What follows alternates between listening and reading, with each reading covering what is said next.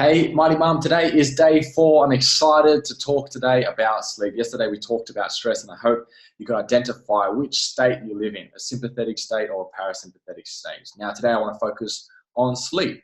Now, when a client comes into our program, the first 3 questions we ask, or we want them to identify with, is these 3 questions right here. So, how do we know if someone's having great sleep, or how do we know if their stress is being affected by their sleep, or their sleep is being affected by their stress? So, first question we ask is, how long does it take you to fall asleep? Now, if it takes you longer than 5 to 10 minutes to fall asleep, your cortisol levels or your stress chemical can be highly elevated. Okay, so for me, if it takes you anywhere between 15 to 30 minutes to fall asleep, okay, your stress levels could be slightly elevated. The second one is, do you wake up in the middle of the night? Now, if you're constantly living in a sympathetic state, you're constantly stressed out, your mind is constantly going, so therefore you can't switch it off at nighttime, and therefore you wake up throughout the night, okay, 2 to 3 times, 4, 5 times a night. Ideally, you should sleep all the way through. Obviously, in the life of a mum, you might wake up to feed your kids, to see if your kids are okay, and that's totally fine, or you go to the toilet. But if you are naturally just waking up throughout the night, then again, we have to address the stress levels.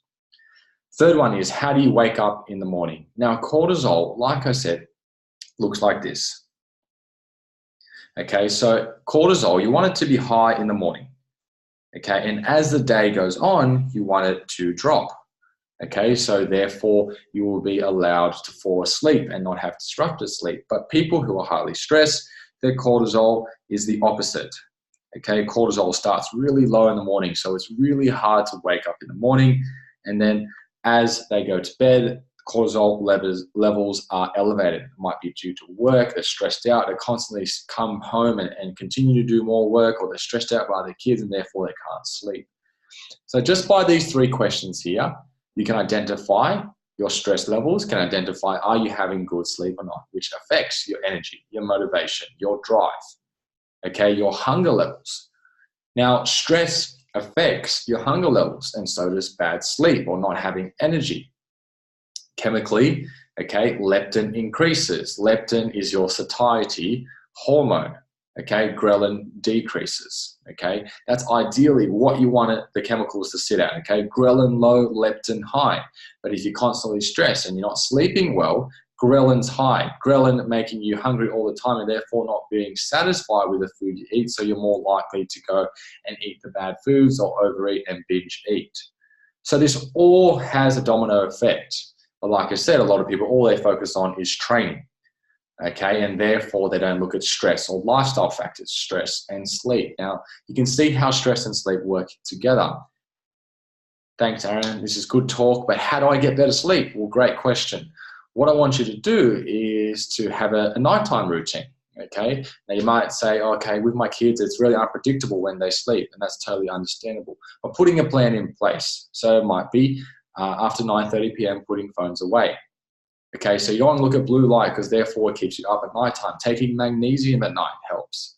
Meditation at nighttime, okay? Writing 3 things you're grateful for at the end of the night, or journaling. I find journaling is really great at the end of the night to put all your thoughts on paper rather than going to bed with those thoughts and constantly thinking. Now, just like anything, it's a habit. So it doesn't happen overnight. But as you start to see little changes in your sleep and they're therefore affecting your stress, and you're living more in a parasympathetic state, okay, it takes you 5 to 10 minutes to fall asleep, you're not waking up in the middle of the night, and cortisol naturally wakes you up in the morning. Excellent. Now you have more energy, more motivation, more drive. You're less hungry throughout the day. Now you can stick to the nutrition protocol that you need to stick with. So I hope you can identify where your stress levels are at now. Okay, are you getting good sleep? But now, how does this go into your nutrition protocol and how it affects it? So if you need to watch these 2 again, please do, stress and sleep. Okay, next thing we're going to talk about is nutrition.